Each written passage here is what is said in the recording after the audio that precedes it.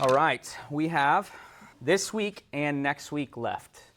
That'll be a surprise to Chad because I gave you a different date. But I've decided since then that that's what we're going to do. This week and next week left. We've got a little bit of ground to cover. We are not obviously going to be covering every single chapter, every single verse, and all of that. But Kayla, Reagan, you have come in on a wonderful time in Ezekiel because you skipped all the really tough stuff that we spent a really long time going through. And just really what seemed like despairing stuff, which was essential for this book because I think it's a good setup for the revelation that we've kind of started in here. That while for those ancient Israelites who were experiencing exile, who were experiencing questions about the God they've devoted their life to, they were experiencing this despair that their home, their place of worship has been destroyed, and they want to know whether or not God has remembered them and his promise. Of course, through all of this book and the rest of Scripture, we come to that conclusion that he is a faithful God, that his covenant loyalty, that his loyalty is perfect. It's the thing that is unchanging and continues on and over and over and over again. While we are a stiff, stubborn people, we get to rely on that same promise. Last week, we dove in. Was it last week? I guess it was last week. Or 2 weeks. Yeah, last week. It's all getting muddied together now.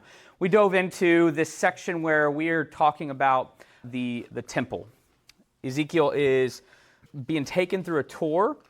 Last week, we really honed in on the fact that this tour is a little bit different than the other meetings in which God would meet with a godly leader in order to impress upon them or hand them or give them plans to build a heaven meets earth temple or tabernacle. This is not that. This is a come and see the thing that is already built. Once you start to look through and pay attention to how this is being built or how it's being described as it already stands, you start to see that it's really not about the measurements. It's really not about even the location. It is about the fact that God is restoring order where man has brought in chaos. God is showing a purity where man has defiled. And he's unveiling that there is something greater to hope. The reason why this is a big deal is because if you start to over-literalize this whole section, you're going to start to maybe miss sort of the main point. Last week we talked a little bit about the third temple that is to be built or possibly be built in Jerusalem. And a lot of the measurements, a lot of the plans and stuff would come from looking at this passage in Scripture, which I don't think there's anything wrong with that. And whether that temple is built or not is a rabbit hole we can go down a different day. I think we need to just discover really that theological message that God is trying to give to us. So the big question is, what in the world is this thing for? What is this vision for? It doesn't tell us at the beginning. We started in chapter 40 last week, and I just want to recap real quick that particular opening. Verse 1 of chapter 40, it says, "In the 25th year of our exile, at the beginning of the year, on the 10th day of the month, in the 14th year, after the city was struck down, on that very day, the hand of the Lord was upon me, and he brought me to a city." He brought me to a city. This is not a vision. This is not, it is a vision, but it's not a dream. This is a physical place that he is being brought to, and in this moment, he is going to be set down, and he's going to begin this temple tour. We saw through the patterns, if you recall, I had written up a bunch of different patterns on the board where we get that picture that's been unfolding of the heaven meets earth temple, the heaven meets earth Holy of Holies place. We started back in Genesis 3 with Eden, and the garden within Eden is this place where man gets to walk in relationship and take strolls with God and gets to experience the abundant blessings of God, and how ultimately we know what happens, the fall, and they end up exiled outside of that heaven meets earth meeting place. And from that point forward, we get small glimpses of little heaven meets earth places, like the ark is another one. Man, alongside the provisions of God and animals, are floating safe on a big temple, ultimately on the water. It is a place where the righteous one gets to experience God.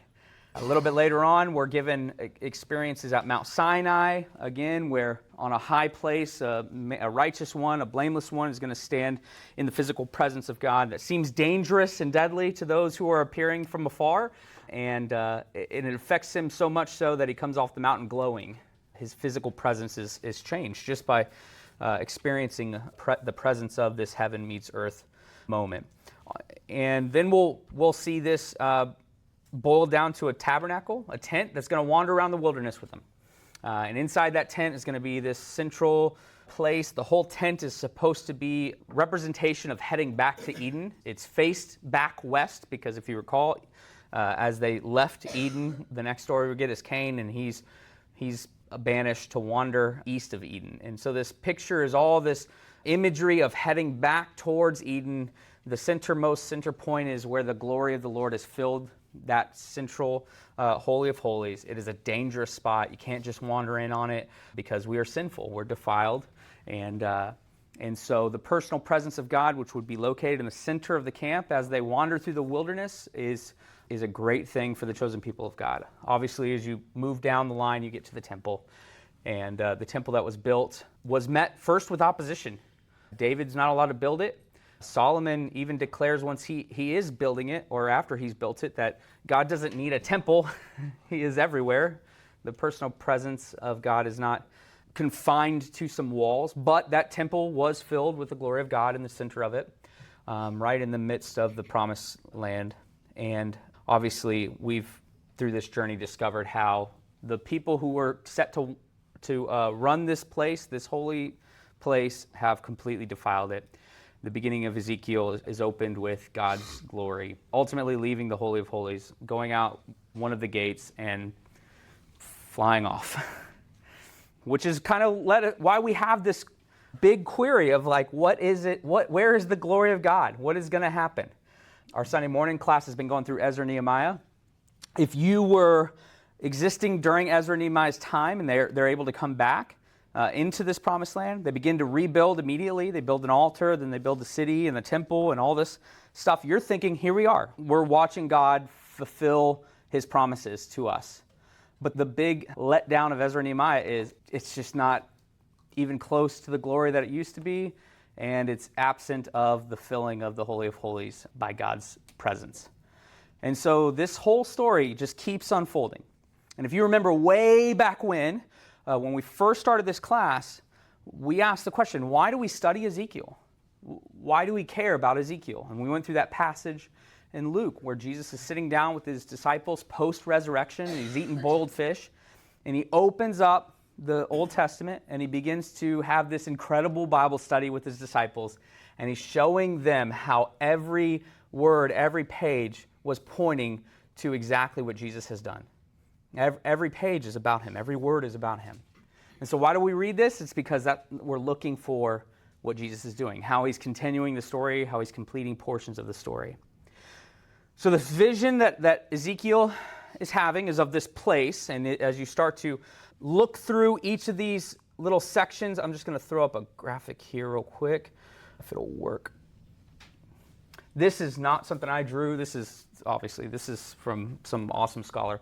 What he's done is he's mapped out a bunch of basically what is being described with regards to the altar, of the outer courts of the people, of some people we're going to discuss about the priests and the prince, and all of these gates. You're going to read through about all these different gates that are here.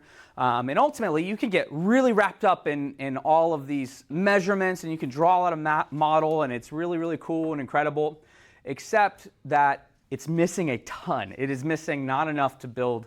Like, you do not have enough to build this thing, right?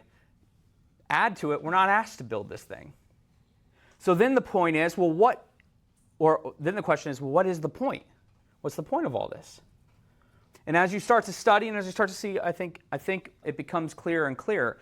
For one thing, in the very center of this highly organized square, anybody know what's right in the dead center of it? Say it? Yeah, it's the altar. Right. So first of all, we got a square. That's different from the original tabernacle, different from the original temple. We've got a very symmetrical square with very symmetrical, very overly detailed, specific measurements of it. And dead center of the whole thing is the altar. Now, why would that be something that might be important if you're looking at this from like a theological standpoint? What would have been in the center, quote unquote, of the tabernacle temple? Yeah, the Ark of the Covenant, the Holy of Holies, the place that God's presence has met earth here, is dwelling in the midst.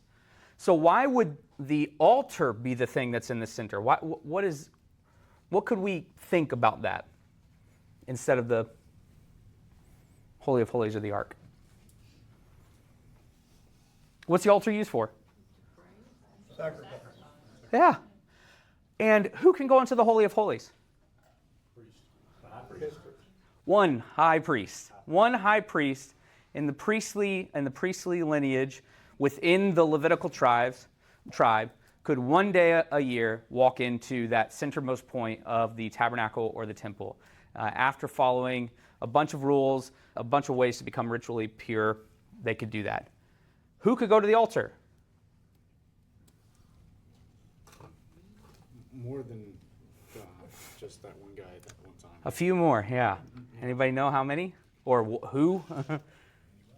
Anybody. Anybody. So right away what we start to see is there is absolutely a theological thing being spoken here. Number one, that personal presence, the Holy of Holies, this thing that God has become the house of God, the heaven meets earth overlap. In the dead center of this structure is this place that anybody can walk into and receive forgiveness, redemption. So in this temple, the Gentiles can go in? Yes. Can you do me a favor? Yeah. Can you? Hey, Marcus, I'm going to hand you to Austin. He's going to answer your question real quick. Hi, Marcus. He's out in the gym. That's why. He's supposed to be using our pickleball stuff. Anyways, so that's the first thing that we're going to start to notice. Secondly, as we continue through this, we're going to start to notice a couple more things. Number two is there's something that's a little different than the original temple, the original tabernacle, and it's all these little entrances here. There's a bunch of entrances into all these spaces.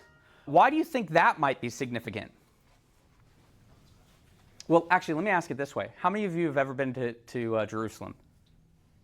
Okay, so as you stand on the Mount of Olives, and you're peering at this structure called the Temple Mount on Mount Moriah, and you're staring at a giant wall, there is a gate there, right? Do you remember what gate that is? It's the East Gate. It is a gate that becomes really familiar if you're interested in end-time stuff. You're welcome, Revelation, right? What's important or special, quote-unquote, about the East Gate? It is where Jesus, one, walked into the Temple Mount on his final week. It is also the one where Christ will come back and walk back into in certain readings of this scripture. What is special about that, or what is unique about that gate today, if you stand on the Mount of Olives and you look at it? Yeah, the Muslims took the Temple Mount a long time ago, and they were like, watch us fix this problem, and they bricked that thing up. Do what? We'll come back to the cemetery soon.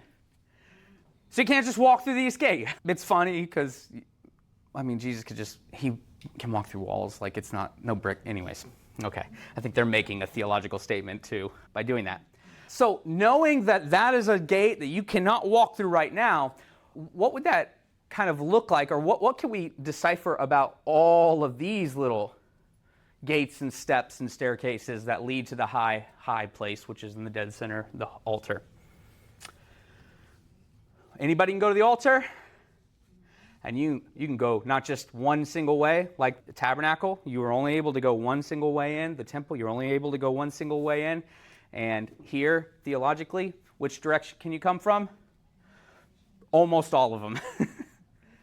Almost any direction possible, They can brick off the east gate, don't really matter because you got 15 other different spaces that you can come into, and it is accessible to all people. All right, that's the setup. Turn with me go to chapter 43 for me. Because the question we're answering is what is this vision for? We're not told at the beginning what this vision is for. He's just walking around, and he's looking at all this stuff. And somebody pick up in chapter 43, read verses 1 through 4 for me.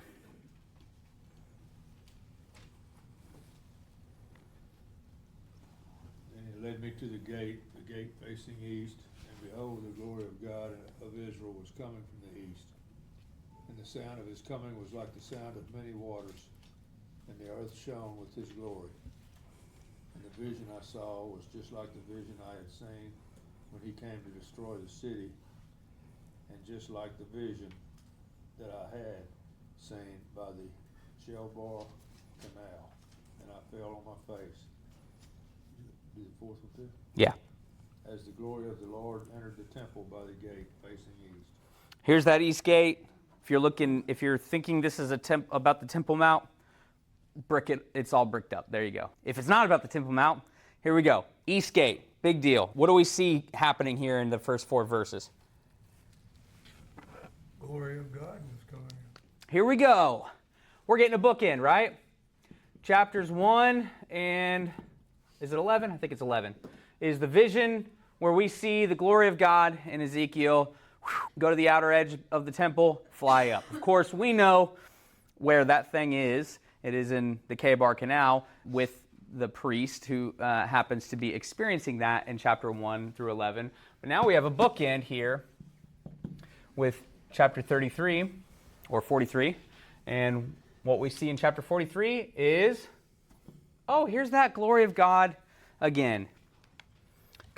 Immediately, Ezekiel does what he normally does. He falls on his face. In verse 4, as the glory of the Lord entered the temple by the gate facing to the east. So here we go. We've got this gate. The glory of God is now coming. He's fulfilling his part by entering that east gate. But still, what's the point here? Somebody read verse 6 and 7 for me. While the man was standing beside me, I heard someone speaking to me from inside the temple.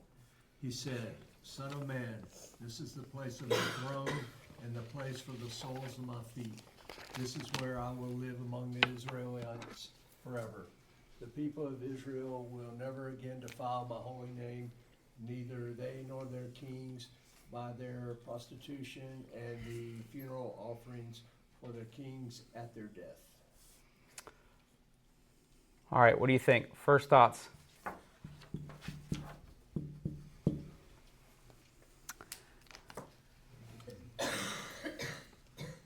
He says, this is my place. Yep.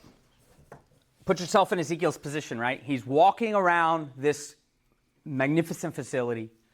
It's different than all the other times where God gives these plans, these certain blueprints to build something that will be representative of the Holy of Holies, that heaven meets earth overlap where God and man will dwell together. This place is already built. It's already done. And the first thing we're going to start to see here is this is going to be the dwelling place of God and the people of Israel forever. And so that is already going to be a massive thing. Guess what? The temple in Jerusalem that's fallen previously apparently was not the place where God was going to dwell forever, right? That tabernacle, where is that anymore? I don't know. They probably threw it in a closet after they built the temple because they didn't need to wander around with them anymore. Don't need that tent anymore, right? This is going to be the place where God and the Israelites, or Israel, very specifically I should say, Israel will dwell forever. The house of Israel shall no longer be able to defile my holy name. These are all callbacks to earlier chapters, right? Where the nations are going to be looking at God through his chosen people, and his chosen people have defiled the name of Yahweh, which is the exact opposite of what they were called to do. If you recall in Exodus 19, they were going to be the chosen people of God who were going to be the royal representative set apart, a kingdom of priests to all those nations. And instead, the nations will look at that kingdom with priests, and they're going to be like, who's this God? This God can't even keep his own people in the same land that he promised them. And so their actions are defiling God's name. But then he's going to give us some examples of how this happened that we haven't talked about here. So somebody go ahead and start back in verse 7 and read all the way down through verse 9. And he said to me, Son of man, this is the place of my throne, and the place of the soles of my feet, where I will dwell in the midst of the people of Israel forever. And the house of Israel shall no more defile my holy name, neither they nor their kings, by their prostitution and by the dead bodies of their kings at their high places, by setting their threshold by my threshold, and their doorposts by my doorposts, with only a wall between me and them. They have defiled my holy name by their abominations that they have committed. So I have consumed them in my anger. Now let them put away their prostitution and the dead bodies of their kings far from me, and I will dwell in their midst forever. All right, what's happening? Huh? Sounds like he's cleaning house. He is cleaning house, right? He's cleaning house. We've been slowly getting more and more details of the level of corruption that took place, right? If you recall back at the wicked temple vision that's taken place with here's all the abominations graffitied all over the walls, and the women's are weeping for other gods in this temple, right? By the time we get down here, we're going to start to see the new vision of this new temple, but he's going to look back and say, I'm going to clean all these extra problems, and he's laid out a couple of other extra problems. What were those extra problems? Somebody mentioned over here earlier. What do you find next to the east gate? Bunch of cemeteries, right? So what has happened now, that's one thing, is they've buried themselves right here in the midst of the land, right outside of the sacred space. What else does it say took place? The doorpost. Say it. The doorpost. What about it? Their doorpost by his doorpost. Yeah, somebody non-King James. What's it say? Threshold. Okay. So the entrance is, the threshold's the doorpost of who?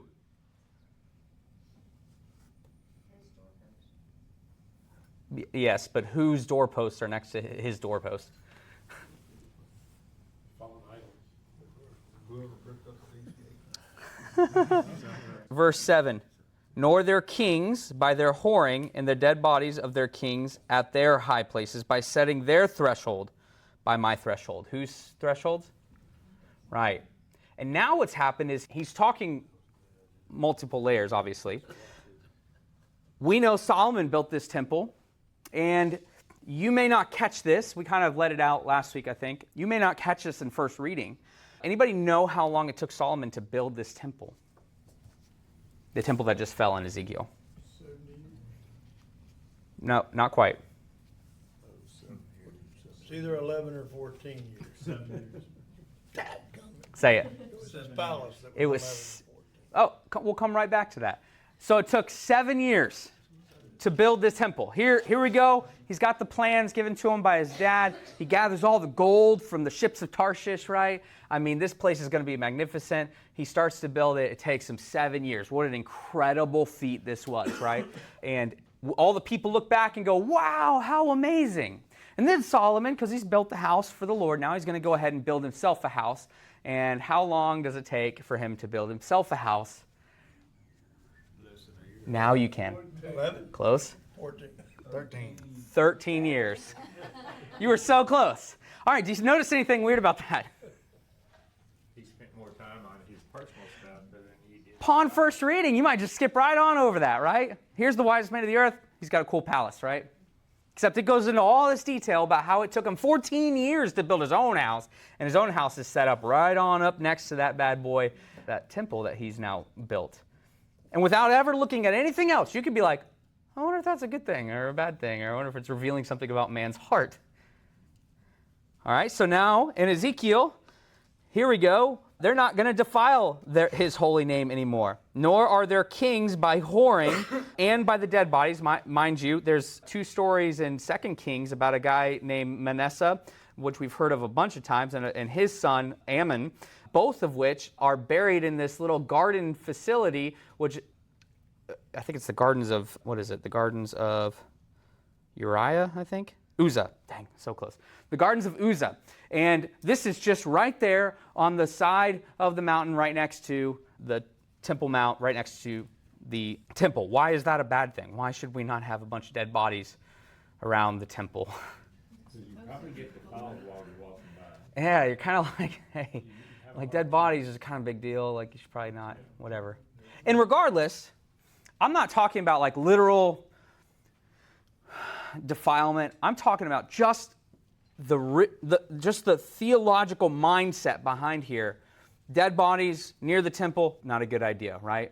But they're going to do it because they're the kings, and they can choose to do that. Just like they can choose to build a house. It's going to take them 14 years, 13 years to build for themselves. It's going to be far greater and grander than that temple or the house that they built for God themselves. So they've done these things. They have defiled this holy space, and the kings are the ones responsible for it, right? Now, let's think through the storyline of the kings. Like, think about, in Israel's history, what do we know about the storyline of just the term kings? Okay? Think back to the first, like, real mention of kings regarding Israel and their nation. Who's the first king? Saul. What do we know about him, his start or becoming king? Or think about the start of that story. So it happens during Samuel, when Samuel's a prophet. And of course, their first king is the Lord. Mm-hmm. He's their first leader, literally, physically, and spiritually, following him. And they go to Samuel because they want a king, because they're envious of the nations around them who have kings to rule them. And God tells Samuel, he said, they are not rejecting you, they are rejecting me. And then he makes a long list of all the terrible things that the kings are going to do. Oh, do you remember? Still want. Remember any of that list off the top of your head? He will take their firstborn children. There you go. He will take their animals. He will send them off to war. He will take their first fruits. All the things that they owe to the Lord, the king will take. Yep. Okay, so then they're like, no, we want a king. By the way, this is on the setup to the Samuel before Ruth. So there's Ruth and Samuel. What's the end of the book right before that that's leading down this historical line of them? When you make, yes. And how does Judges end? Famous last verse. Yeah. In those days, there was no king in Israel. Everyone's just doing what was right in their own eyes. I don't know if you've read the end of Judges. You're not allowed to until you're like 18. Okay, it's just, you don't, okay. Can she ring song or song? No. She didn't know. I think that was part of the biblical books. Yeah. So we call it the Song of Solomon just to confuse her. So no. Maybe. Yeah, she does need the full counsel of the Lord. Okay, I'll send her to your office. No. So there's no king. They demand a king. He's like, no, you don't want a king. They're going to steal your land, hide your kids, hide your wives, all that stuff, right? And they're like, no, give us a king. And so they're like, fine, take a king. Who do you want? And they're like, we want this tall, handsome, strapping giant of a man, and who looks just like all the other kings in the world. And how'd that end? Terrible, right? And then God's like, I'm going to pick one. He's going to be the redheaded stepchild out in the fields. He'll be your next king. God concedes or creates a concession for the nation of Israel to have these kings, and the kings ultimately just lead to this. So by the time you get to Manasseh, by the time you get to all these other stories, the land has been defiled. The people have been led astray. Their land has been... Solomon, we think of Solomon like he's such a great guy, and he's like the wisest guy ever to live.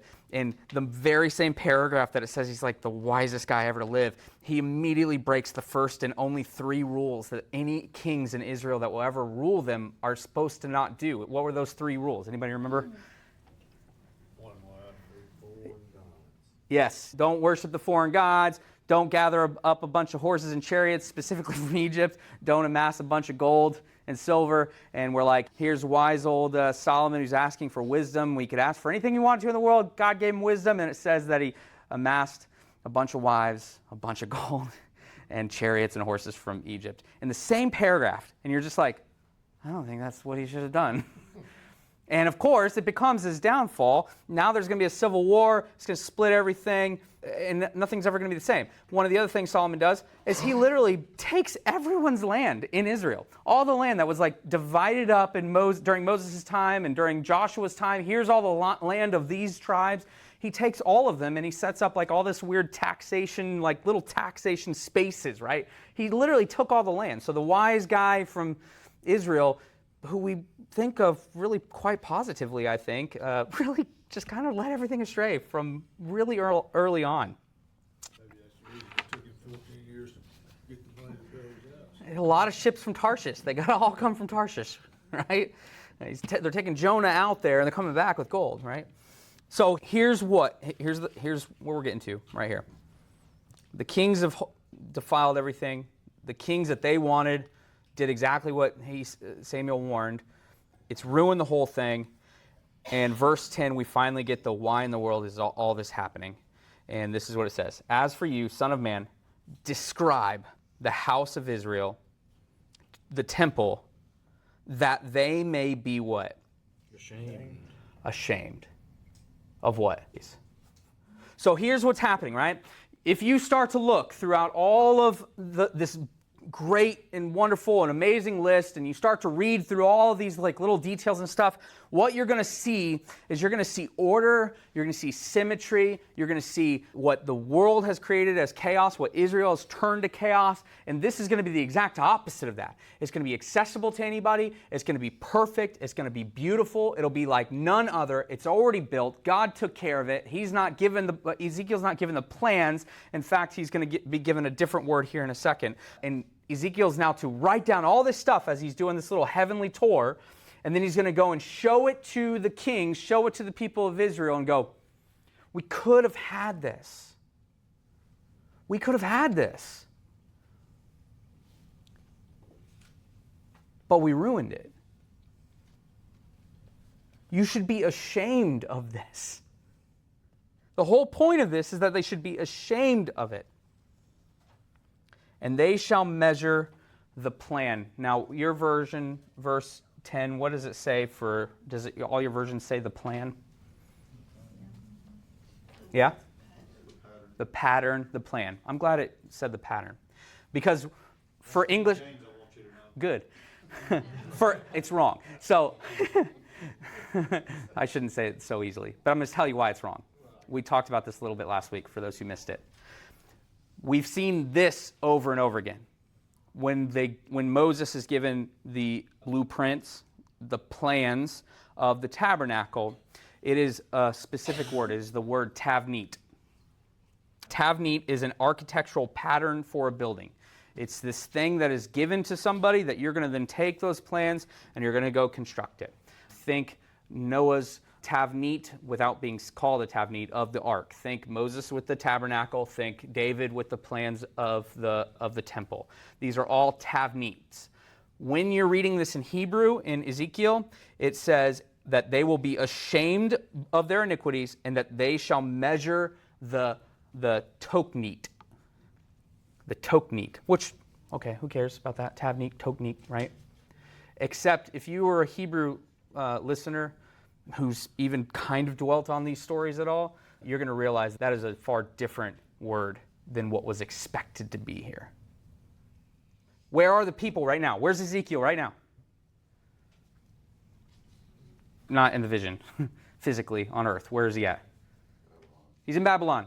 What are the people hoping to not be? Where are they hoping not to be soon? Babylon. What are they hoping to eventually get to do? Go back home. What are they going to do when they go to build? Oh, I just gave it away. What are they going to do when they go back home? They're going to build something. They're going to build a temple. God told us, well, look, there's a temple. Here's the plan. Here's the plans. Except that word is not the plans. That word is toknit. That toknit is a little bit different. It actually, well, here, let me just, don't take my word for it. Let me clear this and go back to Step Bible. You can just look at it there. Not Kings.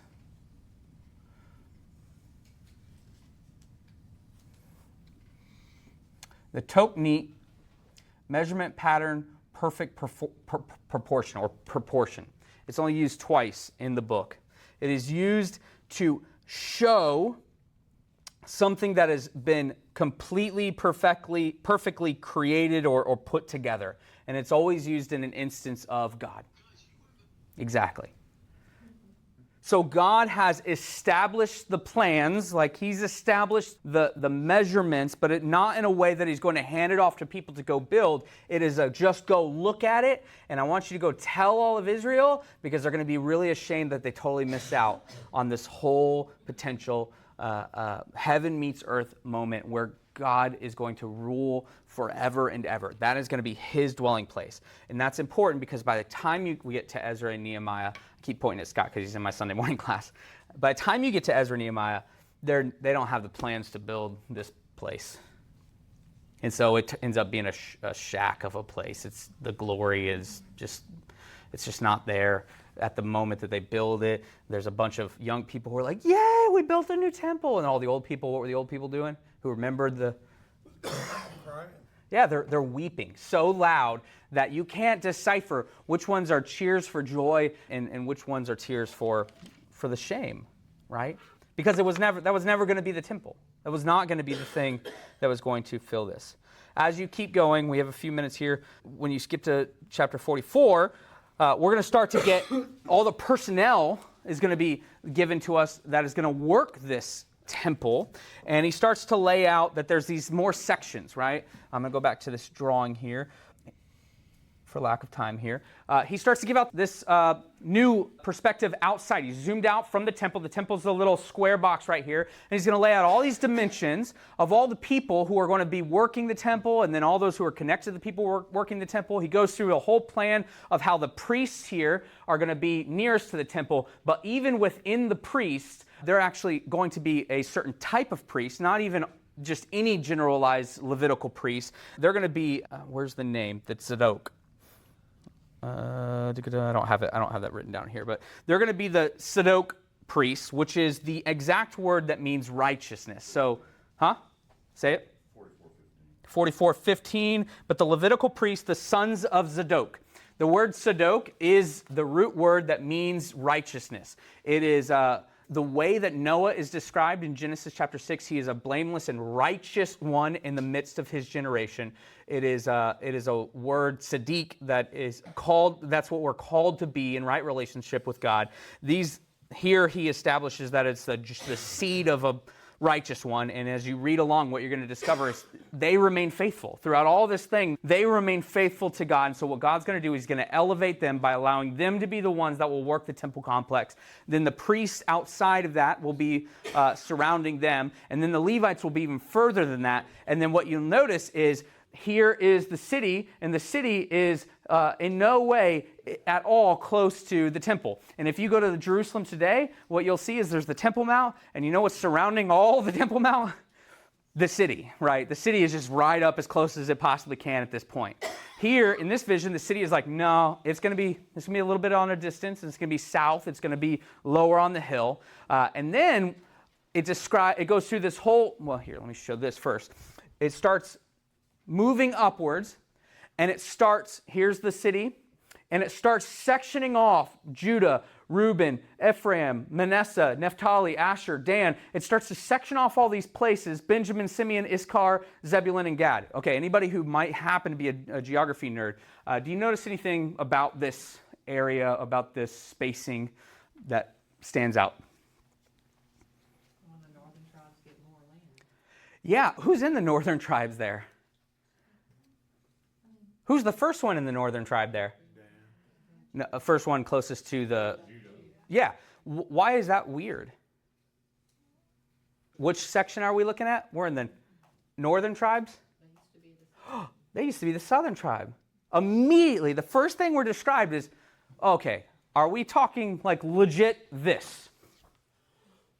Or are we talking about something different? Because that's what we've been talking about this whole time. Like, we're theologically looking at something different than where's Judah going to be? Because Judah's land is no longer down here. We're not back in the Jubilee situation where they're going to get their land back. Now it's like, oh, well, they're going to be actually north of here. And then what you start to see is that it is a restoration, but it's also a way that God is bringing order. And how am I saying this?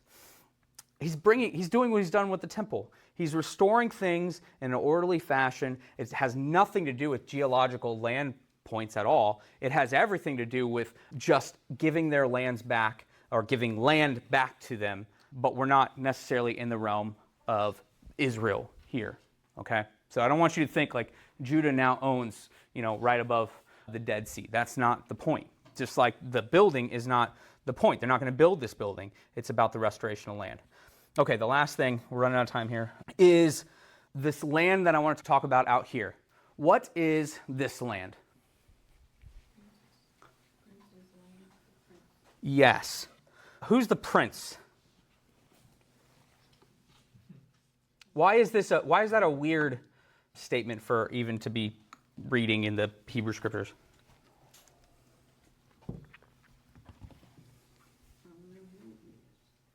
Who led them all astray? The king, Okay, so why is this not the king's land? because he led them astray. Because he led them astray. Ezekiel does not use the word king, Melech, in Hebrew, with one exception. The only time he ever uses kings is when he's blaming the people who led him to this. Then he uses Melech.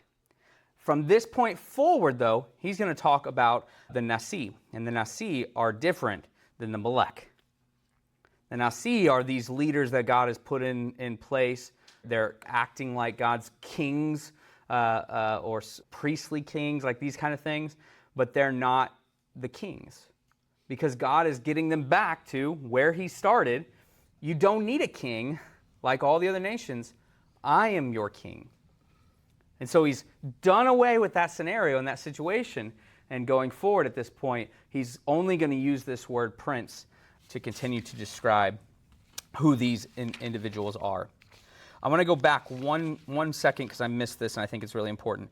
Those sons of Zadok. The word righteousness, one of the earliest words, Sadiq, outside of how they describe Noah, is used to describe a person. Yes. What did you say? Melchizedek. Yes. I say Melchizedek, but it's probably Chizedek. You're probably right. But Melchizedek. The back half of his name, Tzedek, is the word righteousness. And what do we know about Melchizedek? Anybody recap that story? He's a pretty cool dude. Pretty cool dude? He's the priest king of Salem. Yeah, the priest king of Salem, also known as Jerusalem. And when does he show up and why? Random story. Abraham gives a Okay. offering to him, tithe to him. Uh-huh. And he blesses him, right? Yeah. He blesses him. So here's Melchizedek, a priest king of Jerusalem. And you're like, who is this guy? He's not part of Abraham's family. He's part of, I guess, these other nations. I don't know what's happening here. And we just get this one little blurb of, hey, here's this thing. And then by the time you get to Hebrews, they think he's a big deal because Jesus is going to come from the line of Melchizedek. And why is that important as far as becoming part of the priestly line of Melchizedek? First of all, is Jesus from a priestly line? Mm-hmm. Trick question. I just told you that. But is he from? Huh? He's not a Levite, right? He's a Judaite, right? He's a descendant of the Judaites or Judah's nations, or Judah's tribe. But he is a part of a priestly line, and he's going to call it the priestly line of Melchizedek, not because I think he actually came from Melchizedek genealogically, but he's making a theological statement here. Imagine that. What is that theological statement? Why would it be important for Jesus to come from that line and not the Levitical line? Because they were corrupt. The Levitical line was corrupt. Yep. In fact, the Levitical line, just like the kings, were given in response to the people not following God's test or not passing the test immediately when he calls them a potential kingdom of priests to all the nations. That same chapter is Exodus 19. Don't come up on the mountain. You touch it, you die. Until you hear the horns blast, here's the horns blasting, come up on the mountain. They don't come up on the mountain. They're like, Moses, you go and talk to us. And now they go from a kingdom of priests to a kingdom with priests, and that priestly line is going to be the Levites. And so it's this concession that's given to these stiff and stubborn people. So now they're not reaching their potential. Think that, be ashamed that you didn't reach that potential. And Jesus doesn't come from that line. He comes from a line that preceded them all the way back before Israel was a thing. Jacob is not going to be born for a while. It's a priestly king figure, a model of this character who comes and blesses Abraham, and Abraham is going to be a blessing to him. Think, I will bless those who bless you and curse those who curse you, Abraham's thing. This is the word, Tzedek. This is the same word that is used to talk about the sons of Zadok. So there's little, I like Tim Mackey's description here. It's literary ninjas.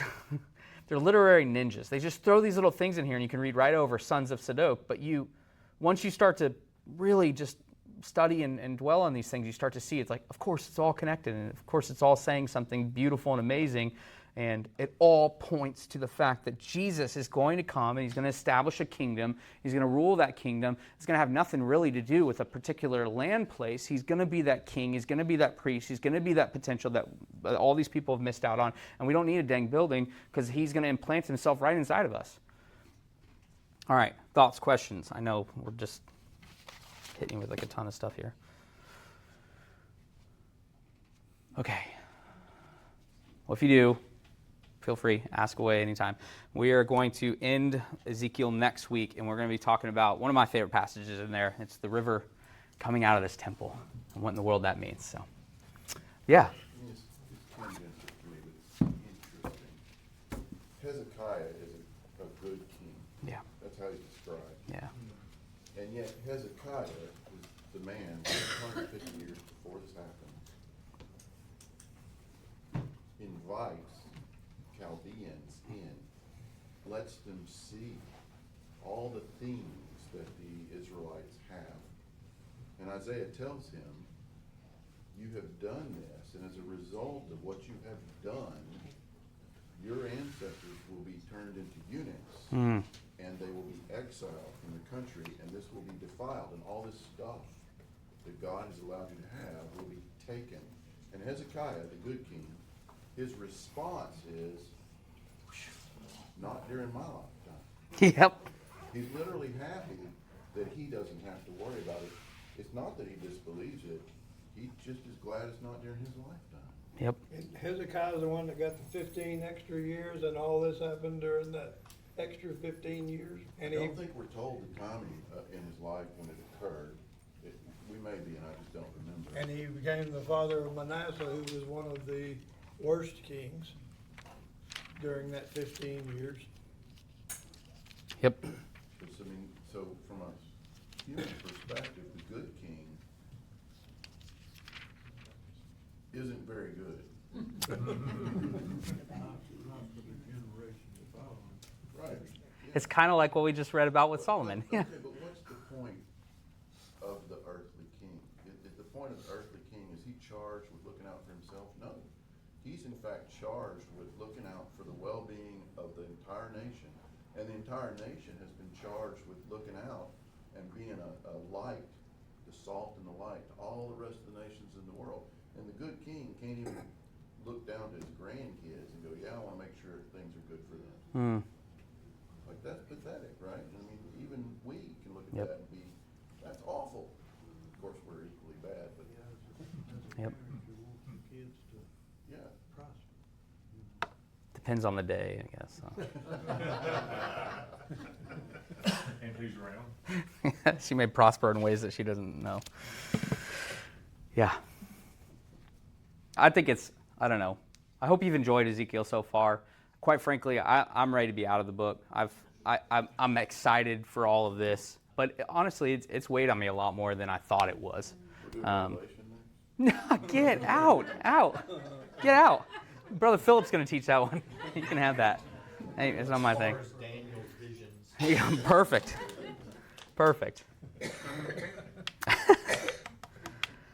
I think that is something that's important. I think we have a tendency to kind of fall back on like we're somehow just different, and like we like softly accept that. Well, I mean, yeah, we also sin, but we don't, kill people or whatever. Insert whatever awful thing. We don't have foreigner wives or right. Yeah, and then you get to Jesus to teach. He's like, yeah, but you have every making of whatever made that up, and you're just as bad for now judging yourself towards it. So I think it's a good reminder of us, like, one, we have a hope that is going to far exceed whatever we experience in this life through what Jesus has done. He started that process. We also have an opportunity to experience the God of order and beauty and love, we have that ability to experience that and mirror that into our world, to be that kingdom of priests. In fact, the Holy of Holies is in us now.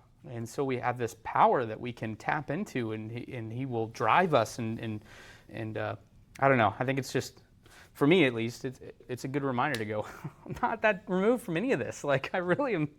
All the stuff is there. It's all there.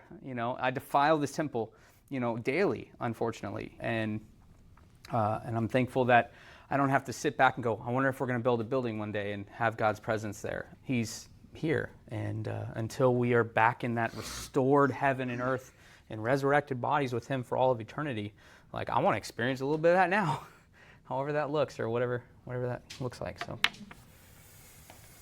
okay. Wade, will you close us out? Father God, thank you for your love for us, Lord, and putting up with the bad people that we are and can be. Lord, I pray, Father, that you forgive us where we failed you. And Lord, I pray, Father, that as we go through our days, that we look to you and know that you're dwelling within us, and that we have that hope that one day we will spend eternity with you. Lord, for the folks that wasn't able to make it today, Lord, we lift them up to you, and we just ask you to put a special blessing upon them. And Lord, those that have illnesses and procedures coming up, Lord, we ask for your hand to watch care over them and take care of them, and just heal their bodies, Lord, as you see fit. Lord, as we go through this week, help us to be a lighthouse for you, Lord, to show others who is living in us.